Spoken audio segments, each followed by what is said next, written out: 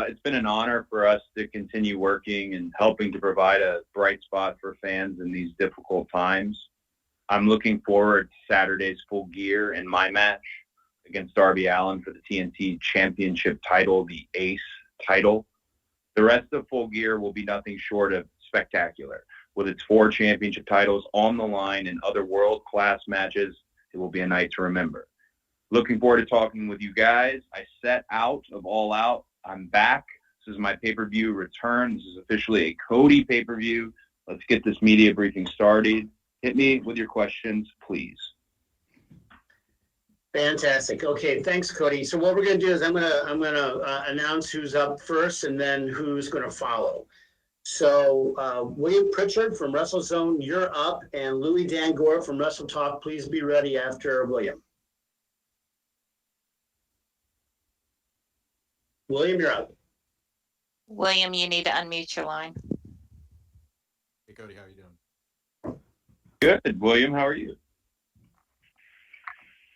Guess I'll just get right to it and ask about the Rhodes last name coming back. What led to it? Your thoughts on using it on TV again? Just because I know in the past you said you kind of got used to using just Cody as a mononym and, found an appreciation for it. So just your thoughts on being Cody Rhodes on AEW TV now. Certainly. I always do, when I get the opportunity with the live crowd, to send them home with some note. I always assume it's confidential, which is the silliest thing ever when you're talking to a live crowd with cameras everywhere. I'm very happy about being Cody Rhodes again. The details of it all aren't important, other than it was a very positive, no hard feelings on either side type scenario.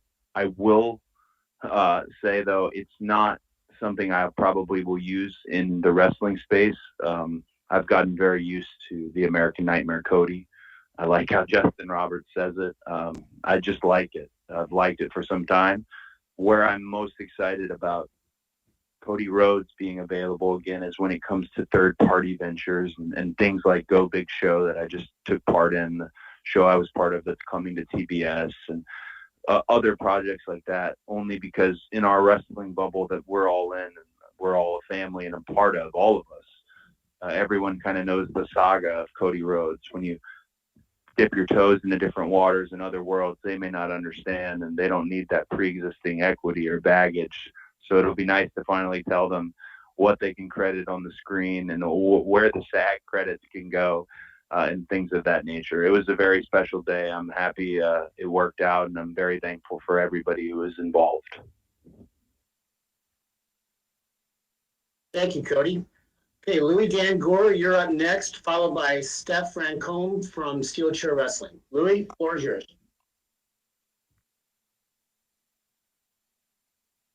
Louis, make sure you unmute yourself, please.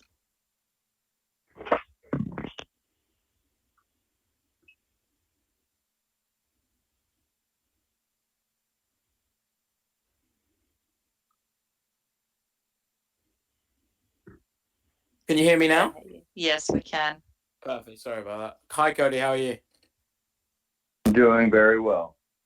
Perfect. So a question I wanted to ask you, we've heard obviously on the buy-in, it's now going to be Allison, obviously formerly Sienna, Allison Kay versus Serena Deeb. So from what you obviously can tell us, how did that deal come to be? How is Allison Kay obviously in the position to be wrestling with you guys? And is this sort of a one-off, or are we going to be seeing her more and more on Dynamite and on Dark over the coming weeks and months? Sure. One thing that's really special about AEW is, and we say it, and it sounds like a shill, but it's not a shill. We're open for business. Our bridges are down and our doors are open. What came up with Allison and Serena, who I can't say enough nice things about either of them, but particularly Serena, what a strong presence he was on not last night's Dynamite, but the week prior. Just really talk about stepping up to the plate. And I've known Serena since I was 20 years old. she's a very, very special wrestler. But in terms of that match, having another women's match on the card, I think Tony Khan was the one who had the foresight to connect with Billy. He's always connecting with Billy when it comes to the NWA presence, which is a lingering thing, and it's a good lingering thing. They have a good relationship, and like I said, the doors are open and the bridges are down for different companies and people from different worlds to cross over, and that is what you're seeing with AEW Full Gear, having the NWA Women's Champion on the show, and having someone like Allison, who has a great deal of buzz and who's captured the imagination of the audience, especially just recently, a great veteran, revered and respected in the wrestling world. I think it'll be a hell of a match.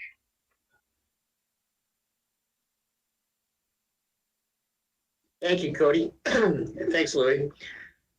Stephanie Francombe from Steel Chair Wrestling, you're next. And Connor Casey from Comic Book will follow. So, Steph, you ready? Yes, I am. Hi, Cody. How are you? Good. Nice to hear your voice again. Oh, thank you. It's always a pleasure to hear your voice, too. I wanted to talk to you about Eddie Kingston.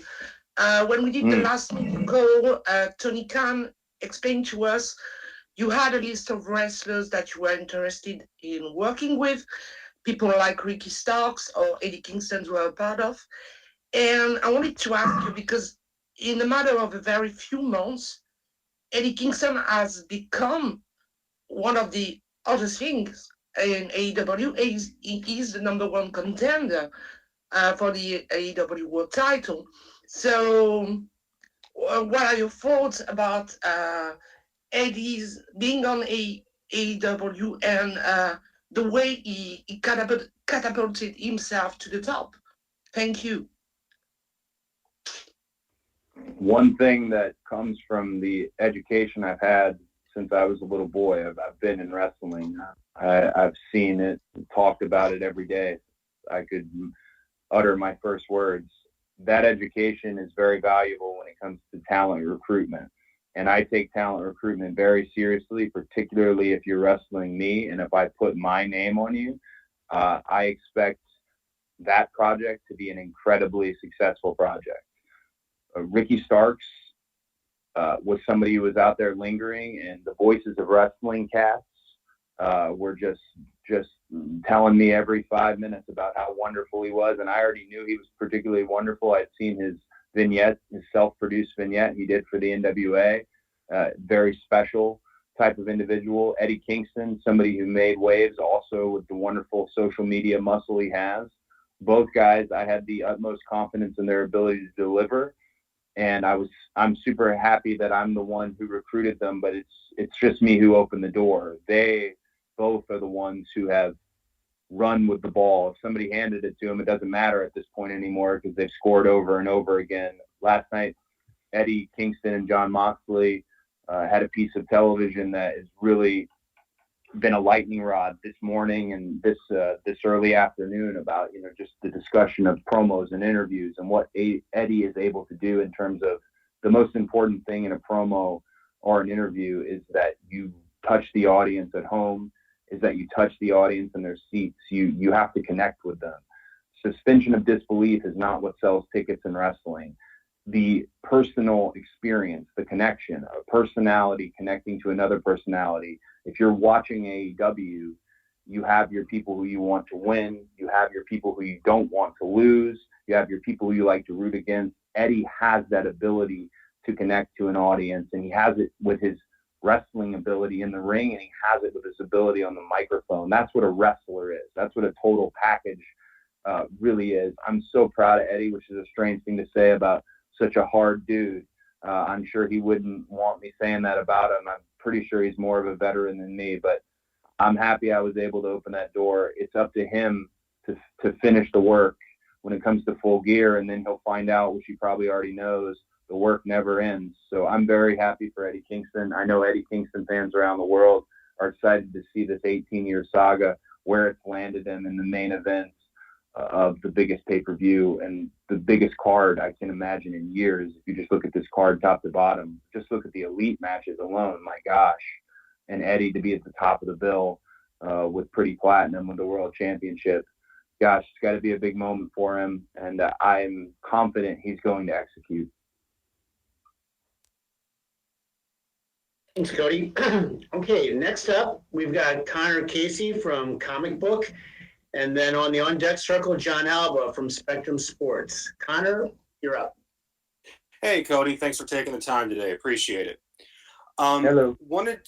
Wanted to ask you about when AEW first launched. You talked often in interviews about how it was going to be a sports-centric product. I'm curious, has that approach changed at all over this past year with more things like promos getting added in and the MJF Chris Jericho Dinner Debonair segment we saw a few weeks back? I look back at what I said, and sometimes I chuckle a bit because I hit things so hard before the first AEW show, because no matter what we were aiming for and no matter what we envisioned, you don't know until you know. You don't know until the lights are on and the red light is blinking and you're off and beaming across television sets to the world. When I speak of sports-centric wrestling, I speak of the wrestling that I grew up on, Jim Crockett Promotions, World Championship Wrestling, WCCW. I mean, everything that was available to me in the South, and just that library that still currently exists. I also speak of the current MMA scene with what UFC is doing, the current boxing scene in terms of unscripted promos and drama that is existing based on who the people really are, or who the people want you at home to think they are. So when it comes to sports-centric wrestling, I consider everything I do, me personally, to be sports-centric. I honor my own identity by presenting myself as such because that is who I am. You talk about Dinner Debonair. That is who Chris Jericho is. There are different flavors of ice cream that we serve at AEW, and it is very funny to me, some of the modern, I don't know if pundits is the term, the wrestling journalism that tells you it has to all be one way. That hasn't worked for anyone you've told that it has to all be one way. So why tell us such? It's very much different flavors. Chris represents his brand incredibly well. The meta style that the Young Bucks have is very well. The strong style approach that Kenny is bringing back into his singles repertoire, very much himself. Honestly, so many different flavors. But I can always stand by what I said then and very much still be able to say it now, because what I do as a wrestler, what Cody Rhodes does when he's on screen, will always be sports-centric, because that's the type of wrestling I love, and that's the type of stories that I personally like to tell. Thanks, Connor. Okay, next up, we've got John Alba from Spectrum Sports, and following John will be Kristen Ashley from Bell to Bells. Cody, really great to chat with you. Hope you're holding up all right in these crazy times. I want to ask you about this. Tony recently said in an interview with PW Insider that you guys are bringing in extra personnel on the medical side after there's been a few incidents over the past couple months, the Matt Hardy situation at the last pay-per-view, the Alex Reynolds situation that drew some fan feedback as well. You as a performer and executive, how much merit do you put on those comments from other journalists, from the fans that are watching that are concerned about the well-being of the talent? And how much do you take that into consideration with the protocols that you guys go about inputting? Well, the main thing we have to take into consideration is the actual, what is really happening, not what we're presenting on TV. That could be a little bit of the gray area where I think he or she is hurt, but perhaps they are not. We have to take into account what is really happening. Did such and such take a shot to the chin? Are they out on their feet? And medical protocol is evolving with the company. The full disclosure, after this call, there's a full talent, all personnel meeting with Chris Nowinski about concussion protocol. So we have to take into account what is really happening And the medical protocols are evolving with the company. Talent, health, and safety. Your ability to do this and then go home to your wife or your husband and your children, and your ability to continue doing this is paramount. It absolutely so significant. So you have to be able to, I guess, plow through the background noise and the armchair quarterbacking of it all and take a look at what the situation really is. We have a wonderful team medical here that is led by Doc Sampson. We have Bryce there leading the charge with the training. Our training room protocols are lovely, and we're even doing on-site rehab. There's a lot of wonderful things we're doing, and we are evolving as a company. We are learning, and that's learning from the things we do right and the things we don't do right. But again, talent safety it's paramount. It's paramount to me personally, just as a performer, but also paramount in this role as an executive. Wrestling is violent, and I think some fans have forgot just how violent it can be, but it should never be so violent that you're injured. I even said in an interview not too long ago, you'll always be hurt, but you should never be injured, talking about wrestling. And I want to make sure that our boys and girls are always healthy and always happy, and that their families trust us when they give us their bodies like they do. So short answer, concussion protocols, medical protocols are evolving daily with an effort of only bettering them. We do ourselves no service by running a sloppy shop or not having those protocols. We need those protocols, and we do have them. Thanks, Cody. Okay, Kristen Ashley from Bell to Bells, you're next, and then I'm going to go to a write-in question. Kristen, you're up. Hi, thank you. How are you, Cody? I'm good. How are you? Really good, thanks. So there's been some disappointment, a little disappointment from fans regarding the lack of storyline build for Shida versus Nyla. Can you comment at all on storyline decisions for this match? Of course. I personally am not disappointed, because my outlook on wrestling is there's a wrestling ring, and we have wrestlers, and we have rankings, and there will be matches.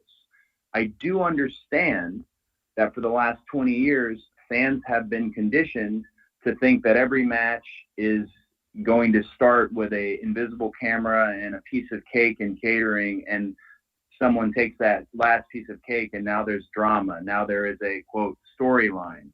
In our case, sports-centric. We're right back to it. I meant it when I said it.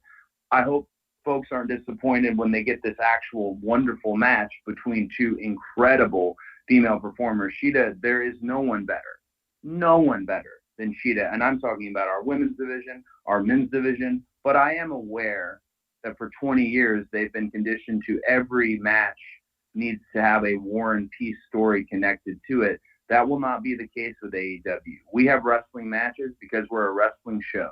It's in the title. And I hope if there was any disappointment in the build, there will be no disappointment in the execution.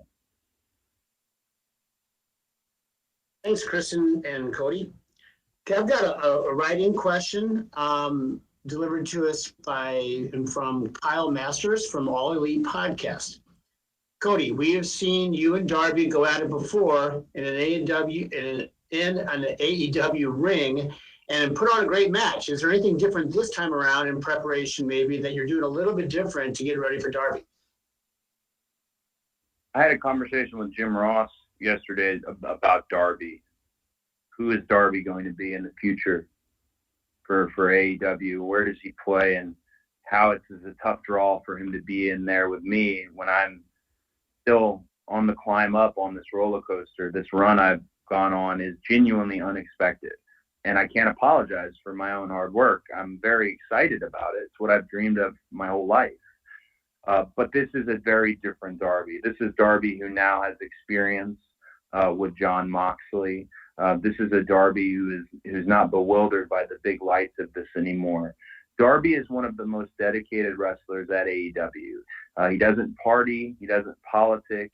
He consistently thinks of his own brand and how his brand can lean in to the AEW brand. He is a loner, but I don't think he realizes he's also a leader because of how he leads by example.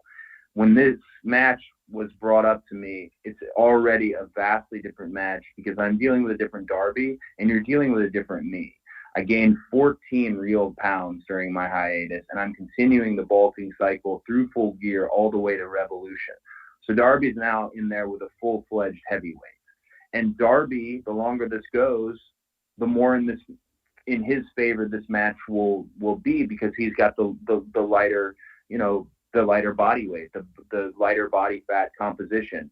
But I think your hot dog is not going to get cold for this match. Darby has not been able to beat me on 3 occasions. I don't think this will be any different. I don't mean to undersell my own match. I'm not looking past Darby, but I think there were other challengers that could have stepped up. And if Darby is the one, if he's not going to bend the knee again, then I'll stand corrected on that. I'm very proud of Darby. I said on the air last night, I solely recruited him when no one else wanted him.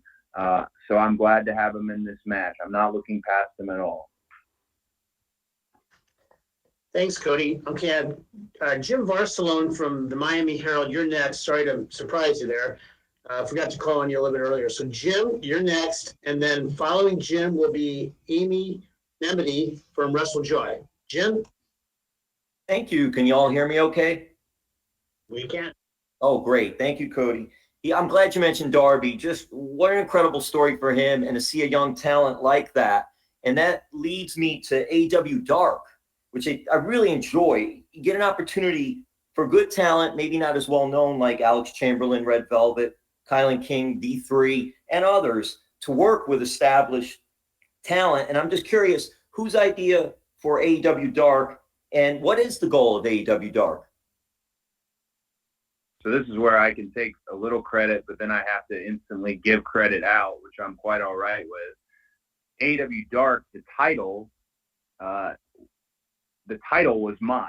I wanted to theme it after the Universal Dark monster movies that never happened in terms of its iconography and all of that. The concept was all parties, the EVPs and Tony Khan, of course, but where it's at now with so many independent wrestlers who are out of work due to COVID and due to the pandemic coming in, and so many matches. Dark is a staggering number of great matches every week.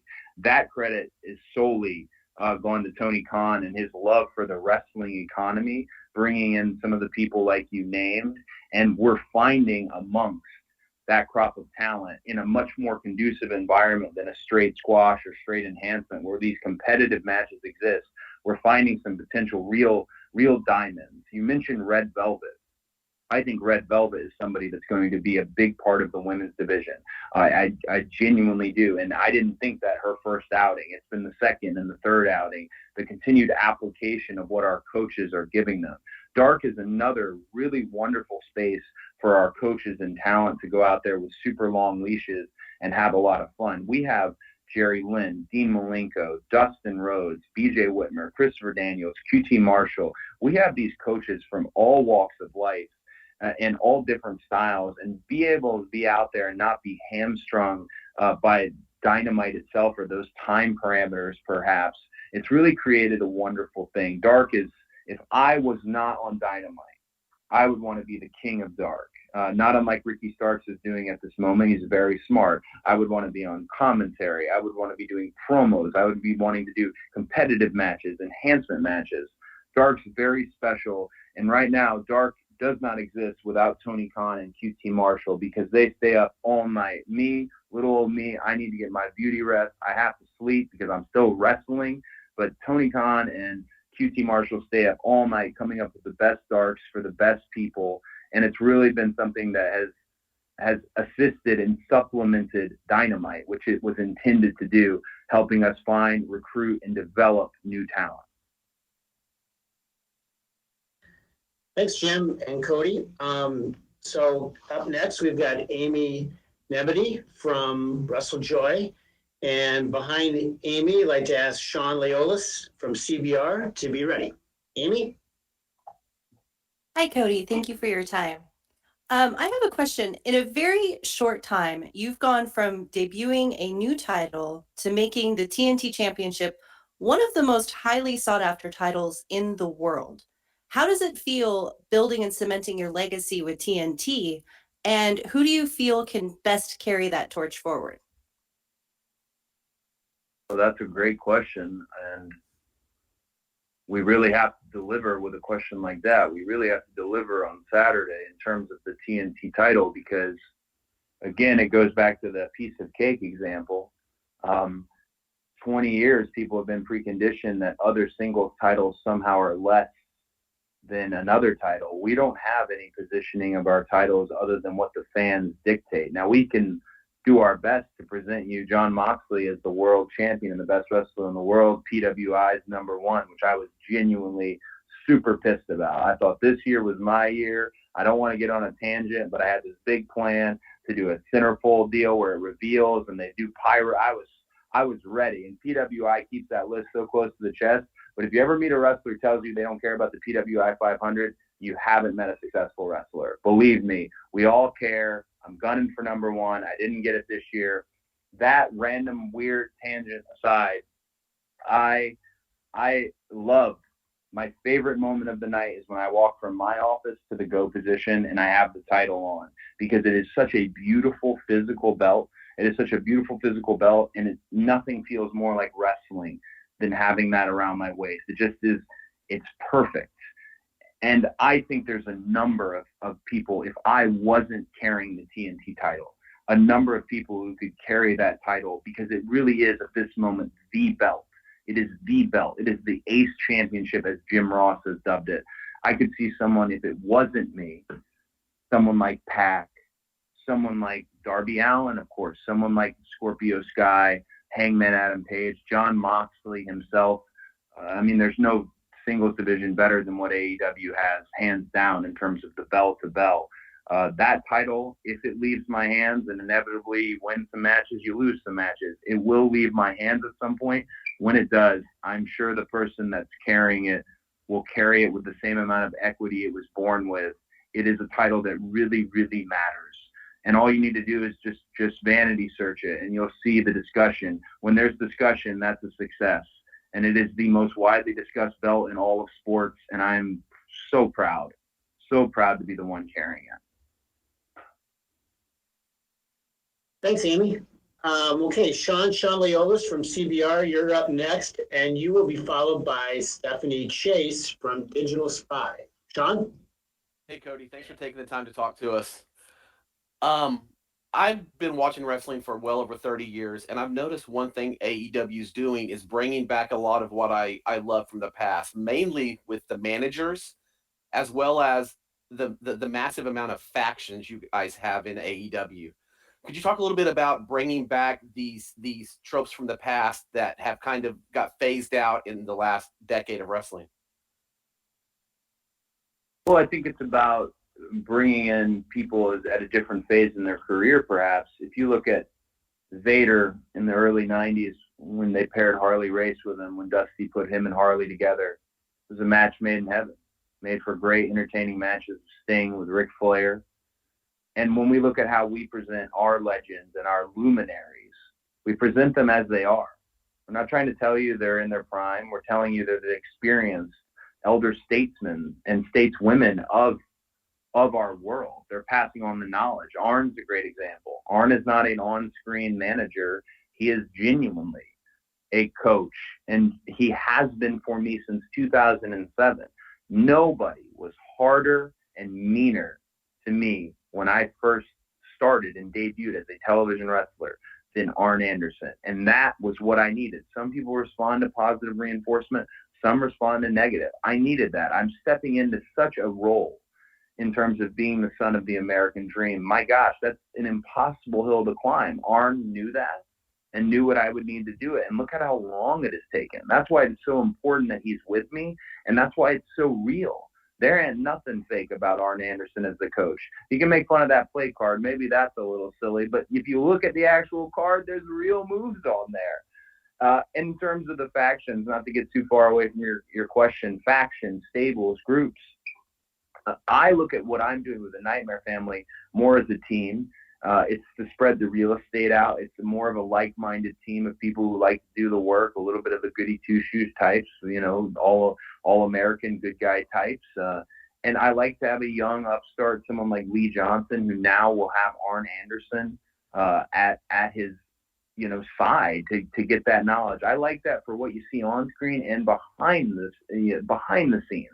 Then you have the inner circle, a very traditional stable in terms of just how powerful and how much talent sits in one group and how much utility sits in one group. Look at what Jake Hager just did, undefeated, in terms of showing up to TV with both his eyes swollen shut, but still undefeated as an MMA fighter.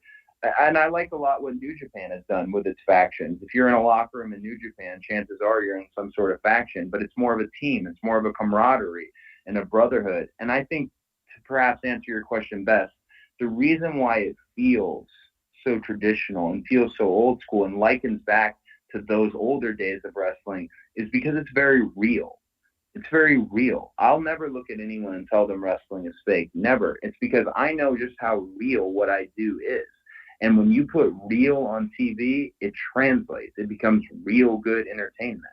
And those factions are genuine brotherhoods and camaraderies and sisterhoods. And that's what makes the difference, really living and dying on each other's success. I'm very picky with who I put in my own group because I want them to represent themselves and me in the best possible way. But I'm glad to hear you're enjoying how we are presenting things at the moment. And one thing that's very special to me, having had a wrestler as a father, I didn't always like how he was treated when he was older and he was brought in as a novelty. It would actually make me sick sometimes. That's why when we bring in our legends, we bring them in as legends. We expect nothing of them other than to be legendary and to respect them as such. And Tony Khan, being a student of this game who literally can pull out any fact, any match, just an absolute lover of this industry, really is good at leading by example and showing how we should showcase these luminaries. Thanks, Sean. Thanks, Cody. Up next, I've got Stephanie Chase. Then I'm going to have a write-in question for you, Cody. And then after my write-in, Mike Johnson from Pro Wrestler Insider. So, Mike, you're probably 5 minutes away or so. I just wanted you to be ready. So, Stephanie? Hi, Cody. Hello. Hey, great to get to talk to you. I'm from the UK, and we clearly love AW here from the stats that you shared a few weeks ago about Dynamite's success. So given this success, have you had any talks with ITV about further increasing your presence over here? And I know you had a UK show planned for this year, and last night it seemed Jericho was really bigging up the UK in commentary. So even though things are so uncertain, have you made any plans for either coming here in 2021 or looking at ways to increase AEW's overall presence here next year? Well, the goal of AEW from an executive standpoint, from where I sit, is always to expand. That's to capture international audience, casual fans, lapsed fans, and just recently, the data she's referring to, wonderful person here, and I'll shout him out. Chris Harrington put together an intense spreadsheet, and he color-coded it for the ones of us who didn't go to college, i.e. me, an intense spreadsheet on how well we were doing and how pointed the data was in terms of families and homes, in terms of 18 to 49, the actual youth of the United Kingdom and how plugged in they were. That type of success hopefully will beget more success and more penetration / presence when it comes to our great TV partner that is ITV. So those discussions, to be frank, have happened. And the discussion of us doing a show in the UK, that's a no-brainer. I know I'm not supposed to break any news, and ultimately Tony Khan is steering this ship, but I can tell you flat out, we will when the gates open.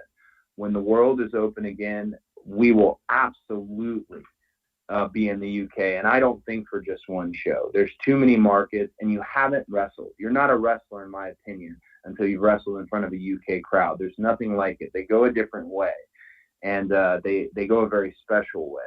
So I'm really proud of that data. I'm proud to be partners with ITV. It was wonderful to see Pac back on the show last night, to have Anthony Go in terms of his commentary, learning from Taz and Excalibur at the desk. So our UK presence, hopefully we'll have a great 2021. We're definitely geared and heading that way, and I can't wait to see what else we do on ITV. Thanks, Stephanie. Okay, I've got a write-in question here, Cody, from you, from Andrea Hangst from Sportskeeda. Cody, what are your thoughts about the Young Bucks taking a page out of your playbook, so to speak, and saying they won't challenge for the AEW Tag Team Championship if they lose to FTR on Saturday Night at Full Gear? Well, we're on our second annual Full Gear, and it was Full Gear last year where I had this stipulation made, and it isn't my fault. I don't mean to make excuses, and that sounded so terrible. It's definitely MJF's fault for throwing in the towel, but nonetheless, I can never challenge for the World Championship again. I'm not going to challenge for it under a different name. I'm not going to be the Midnight Rider. We're not doing any of that stuff. I gave you my word. I do not want fans to think nepotism is involved. I do not want fans to try and put an asterisk on my career because I'm in any sort of management. I gave you my word as fans. I gave you my word as people who cover the industry. I will never challenge for the World Championship. With that said, that was specific circumstances to me because I had grown up and I had seen how the wrestling smarties, and that's not the best way to put it, I had seen how they came after my dad. And it wasn't until the last few years of his life, and certainly in death, people realized Dusty was the most over guy on the show. That's why he was wrestling Ric Flair, other than Rick at times. That's what it was. They sold tickets. And that personal experience and that genuine angst, that apology for something that never truly happened, as a son, carrying that forward is difficult. And it's really hard to wrap your head around, but that's where the stipulation came from. I wanted to do my best to avoid that in my life. I wanted to do my best, whether it was true or not. So with that in mind, I don't fully understand the Bucks wanting to do that in terms of, I wouldn't have recommended it. Matt and Nick Jackson are one of the best tag teams in the world, if not the best tag team in the world. And Nick Jackson's an outstanding singles wrestler in his own, which more and more people have discovered. And no doubt Matt is as well. I think doing this is a bad idea.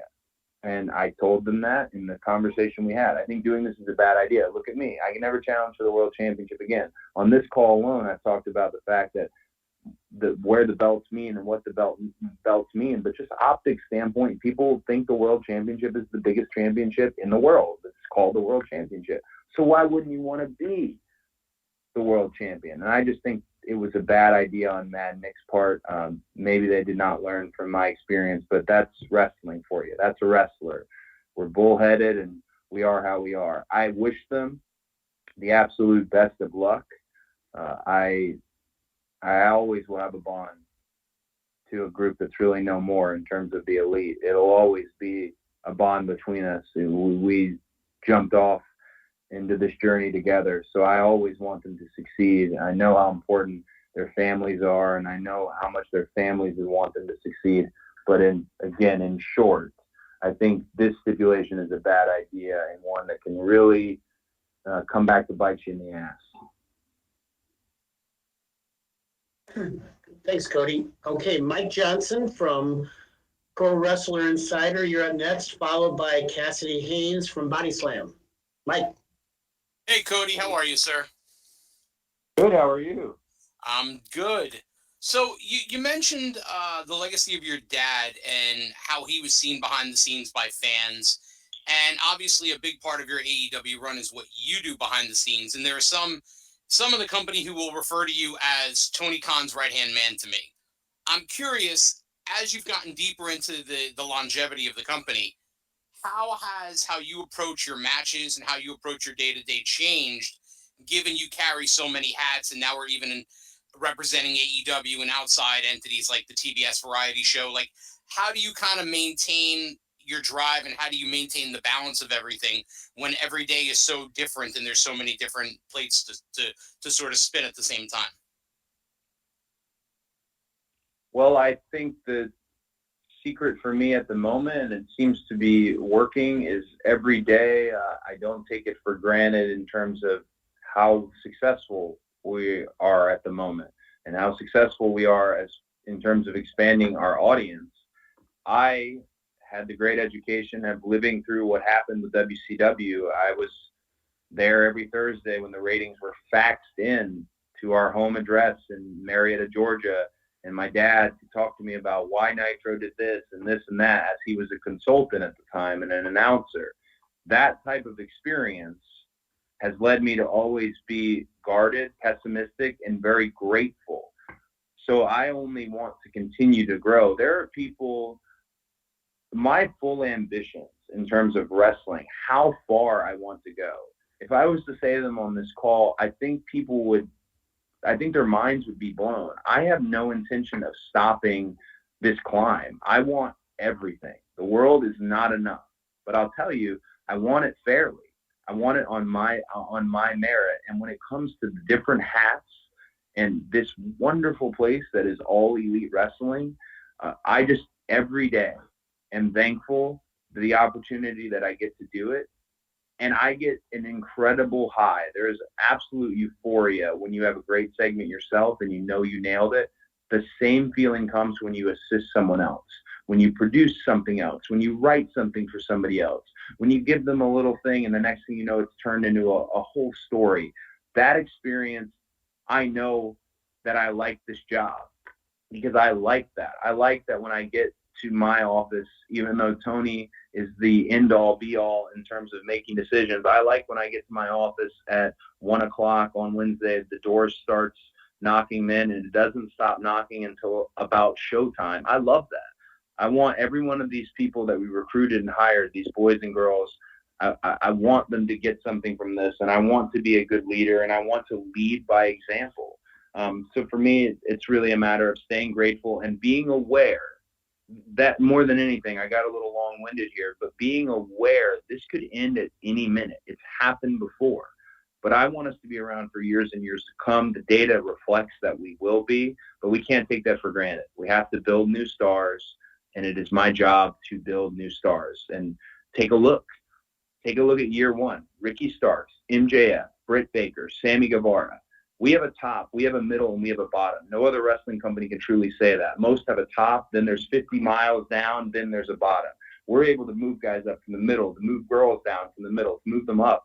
That is a good sign for what we've done in year one. Now I look at year two and look at who's going to be the next. Is it going to be Anna Jay? Is it going to be Red Velvet? Who's going to be the next? Is Will Hobbs going to be the next single star? Staying humble and staying grateful, I think, will always put us in the position where we're trying to continue to expand and grow. Thanks, Mike. So we were going to call on Cassidy Haynes. I understand that pinch hitting for Cassidy is Jonathan McMahon, who's the managing editor for Body Slam. So Jonathan will be right with you. I want to give a heads up, though, to Timothy Battle from iHeartRadio, who will follow Jonathan. Okay, so Jonathan, you're up. Good afternoon, Cody. How are you? Hey, how are you? Can you hear me? Yeah, I am. I can hear you very much. I actually do have a question. I know that you guys have had discussions with TNT and Warner about having a second show brought onto their networks. And obviously the pandemic can easily put a cramp in the timetable for production of those. Do you have any update on that? Do you have any update on as to maybe whether or not Dark will become that second show on television, or will it continue to be a web only show? So in terms of the third hour, and I say third hour, I don't mean a third hour on Dynamite. I mean part of the new contract with TNT moving forward is that we will have another presence on their networks, AEW. That we don't have any news we can share at this time. Doesn't mean we don't have any news, really good news, but we don't have any that we can share. I can say that it will not be Dark. Dark is its own beautiful baby that exists on our wonderful YouTube channel, and it's a lot of different elements because it's on YouTube.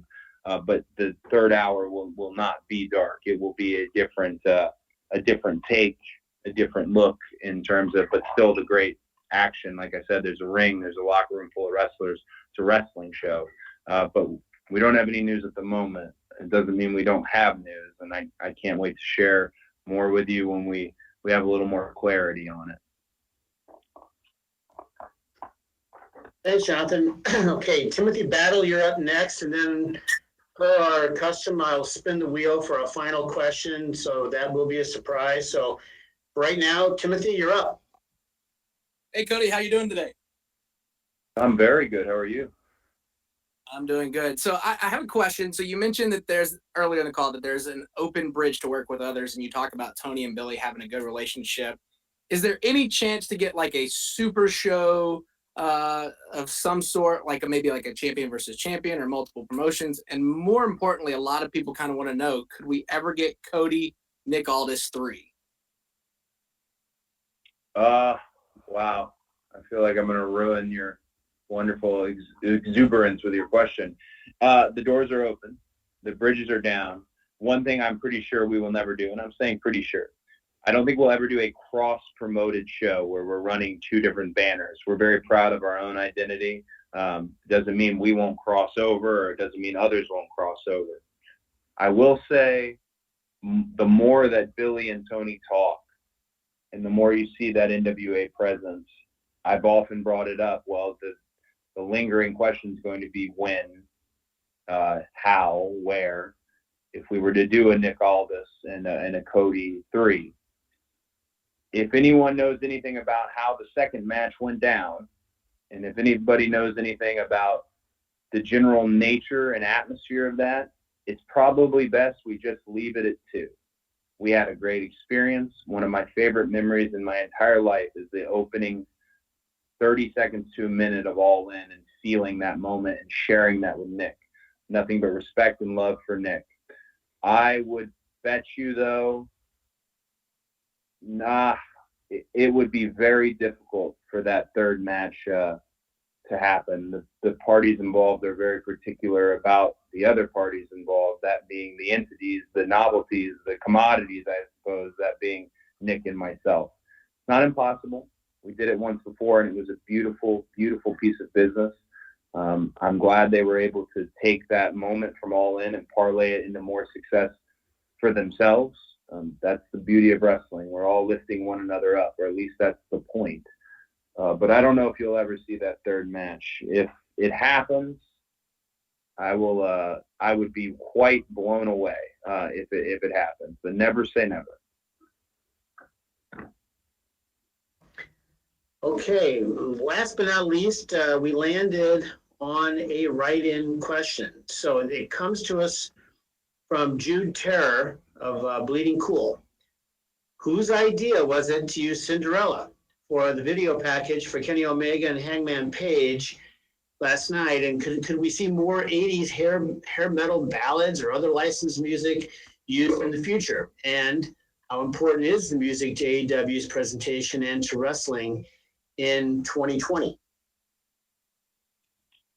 Well, that's a great question. I'm fairly certain that Tony and Kenny are the ones who wanted to use Cinderella and get everyone in the backstage area and out in the seats singing it and being blown away.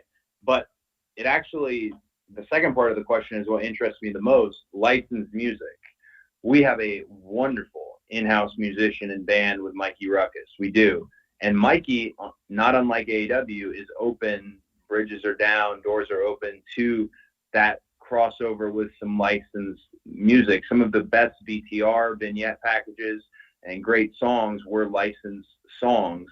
You absolutely will see more of that in AEW. And it is not my money to spend, but when it's spent on music that connects with people, just like a promo can connect with people, it's typically money well spent. I think you will see more licensed music. It becomes an interesting bit of legality, which I'm learning how that all works. As I jokingly always say, I didn't go to college. I'm getting a great experience and education from those who did. But yes, you'll definitely see more licensed music in the future for us because it's a beautiful thing. It connects with people. And there's even some perhaps on the way now in terms of the marketing of Dynamite in year 2. All right. Well, Cody, any parting thoughts before we wrap up? I was really excited to do this call. I know that Tony did it the last time in terms of heading into All Out. I had set out of All Out, and that was really tough to do. So hard questions or easy questions or long-winded answers or short answers, it's always a huge privilege to do this call and to talk with everybody. I look forward to hearing some of your voices who I've now come to recognize when we do these. I can't wait until Revolution, and hopefully I get the opportunity to do it again as AEW continues on its quest to expand and move forward. Thank you all very, very much. Please watch Full Gear. Tell your friends to watch Full Gear. Tell us what you thought of Full Gear. We always consistently are listening.